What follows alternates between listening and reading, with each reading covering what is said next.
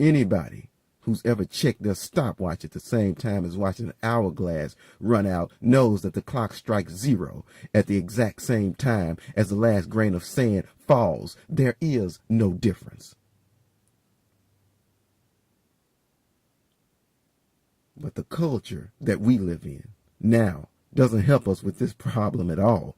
The whole concept of multitasking is actually a major cause of why men get caught up in the hourglass illusion in the first place, and also have such a big problem trying to escape it. Now, I'm sure everybody within the sound of my voice has noticed that the faster the pace of the world around us, the easier it is for all of us to suffer from focus fragmentation.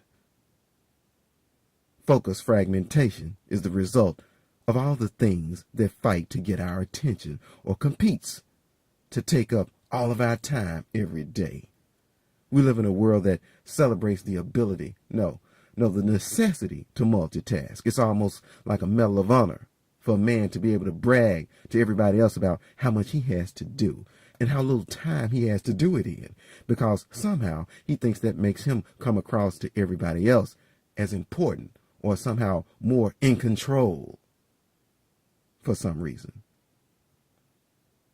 However, rather than a medal of honor, it's actually more like a badge of bravado, a barrier that some men hide behind to avoid spending time with someone that they routinely neglect, themselves.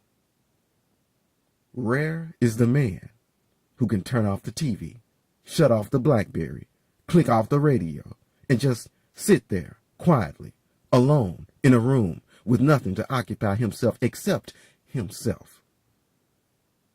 One way for you to escape feeling overwhelmed all the time is to make it your business. No, make it your duty to invest in yourself at least just as much. Better yet, more than you do in all the things that you're trying to do and to accomplish. And the reason I say this is because you need to remember how important it is for you to like and appreciate you first. Then it'll be easy for you to reach out to other people, do other things, and even attract new women. That is, if you feel like you're ready to meet someone right now, and I think you are, otherwise I'm sure you wouldn't have gotten a battle plan. Like I said, the hourglass illusion is dangerous because it tricks you into believing that time is not on your side. But this is not the case. Time is a tool, a resource, a weapon, if you will, designed to help you organize or reorganize, prioritize or deprioritize. Whatever it is that's going on in your life right now, time lets you choose what's most important to you right now. So again, unless the deadline that you're working under is set by someone else, then a lot of this pressure that you're feeling is self-created. It's all in your mind. You just couldn't see it because you're looking at it the wrong way. So what you have to do is fall back. Focus on whatever the most important, the most immediate task may be. And a good way for you to do this, I can sum up in just 3 words. Be here now. Did you hear me? I said refocus yourself by saying these 3 words to yourself. Be here now. If you can remember to do this, this will help you stay grounded and more in control in any overwhelming situation. Because when you're fully present, you're able to access and utilize all the resources, all the abilities that you have to handle whatever that situation is that you're in. You'll have access to them because you'll have the calmness and the confidence and the focus to be able to reach out for these things as opposed to running away from all things. Now, moving on to something else you said in the email. You said sometimes you don't even care about whether or not you even wake up tomorrow. Well, that's disturbing. Understandable, but still disturbing. make sure you do get a grip. Hopefully, like you said, this is just a roller coaster ride type phase you're going through because of the mood that you're in. Like you said, you are not your only concern. Your kids are counting on you. So, laying around in a warm and fuzzy bed of self-pity is a luxury that you can't afford. I know what it's like to go solo through the holidays. I know what it's like to lose loved ones. I know what it's like to take some serious hits in life. And I recognize that that's just my life. Everybody's experience is always different. Everybody's experience is always unique, which is why nobody knows what you're going through like you do. And I won't presume to think that I can tell you how you should be feeling right now. I'm not qualified to do that. But what I can tell you is this: isolation is your enemy. The last thing you need right now is to sit around feeling lonely. Though, as I said earlier, there is a benefit to you increasing the time you spend alone with yourself, away from your problems and responsibilities sometimes. This does not mean that it's good for you to be lonely. There's a difference between making time for yourself and avoiding letting people into your life that can help you. This is what I meant by isolation is your enemy. Get out of the house. Get off the internet. This is a good time for you to reach out to friends, relatives, or even look into getting some professional therapy if that's what's needed. And since you said that you were a Christian, you won't have a better time to recommit to your faith and start building connections with other people who believe in the same things that you do. Stop navel picking and start making a list of things, all the things that you can still be thankful for. I don't care how small it starts off. The more you write it down or type it up, the more you'll find it hard to stop. No matter how bad things are, it's always amazing the amount of things that we can still find to be thankful for. Most of them we just take for granted. You said you're a believer, so you already know about the biblical concept that says be thankful in all things. Now, notice it doesn't say be thankful for all things, does it? Why? Because a lot of the things that have happened to you are not good. They are not right. And they sure as hell ain't justice. They're just part of our human condition. But the reason for you to use the strategy of thankfulness goes deeper than most people know.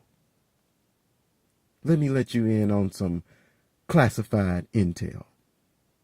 Thankfulness, also known as gratitude, is actually a powerful weapon because it's an energy source. It empowers you. It elevates you. It raises your spirit. It strengthens your inner man. It arms you with the emotional ammunition you need to blast your way up and out of the grip of the depression that's trying to hold you back right now.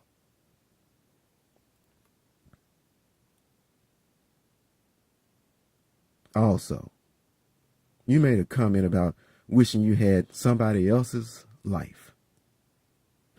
Somebody else's life, huh? Maybe in somebody else's life, they may be better off in some areas than you, but don't get it twisted, because also in somebody else's life, they may have it far worse than you.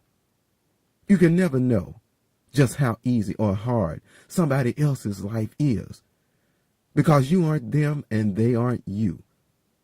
But you better believe that everybody's life is a mixture of good and bad. So that's why you can't waste time. That's why we can't waste time being too preoccupied with somebody else's life, because we have our own lives to live. You have to concern yourself with your life.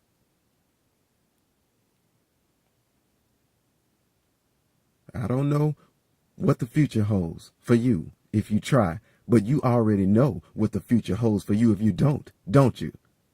All the tragic things, all the hard things, all the unfortunate things that have happened to you, you have to use it. Use everything, every event, every setback as motivation, as inspiration. as a launch code, a springboard to launch you into the next phase of your life, a better stage of your life. Stop reading the things that have happened to you as a formula that adds up to defeat. Instead, use those combinations of negatives and positives in a way that they calculate into a formula for winning, a way to get victory. You don't have to be a loser this year or next year. Yeah, I know that it's the holiday season, and this makes us all tend to reflect on things. And a lot of the things that we reflect on, we wish we could change, but we can't. Like losing loved ones. A lot of us have made it to the end of this year, but a lot of us have loved ones who didn't. And it doesn't matter if it's a son, daughter, friend, mother, brother, father, grandparents, or whatever. Our lives will never be the same because they're gone. Let me say this. Losing a loved one, I imagine, is a lot like losing a limb. You never forget that you once had that limb. You never really get over it. You just learn how to live without it. So you improvise, you adapt. That's how you overcome. And you respect their memory. You respect the memory of that loved one. You honor their life by choosing to keep living. You owe it to them. You owe it to your kids. Pay what you owe. To everybody within the sound of my voice, spread the word about this show. Email the link to this website to everybody you know. Tell everybody you know about this particular show, because you never know how many people need to hear a message like this today. And the reason why you never know is because they'll never tell you. And they'll never tell you what's going on in their lives because they probably think you or nobody else really gives a damn. For every George who writes in, who puts it out there, there are thousands of men and women who won't and who don't. They just choose to suffer in silence. So the question is, what are you going to do about it, troops?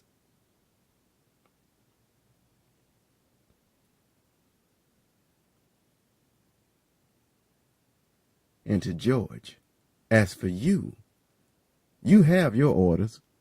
You have been briefed. You know what to do. So get back on the mission. I believe you got what it takes to make it. So keep looking up.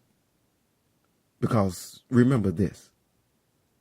If you can look up, you can get up. If you can get up, you can stand up. If you can stand up, you can rise up. And if you rise up, you can move forward. And if you can move forward, you will see progress. So don't give up. We will revisit this subject at the beginning of the year. So everybody get ready. You have 1 month.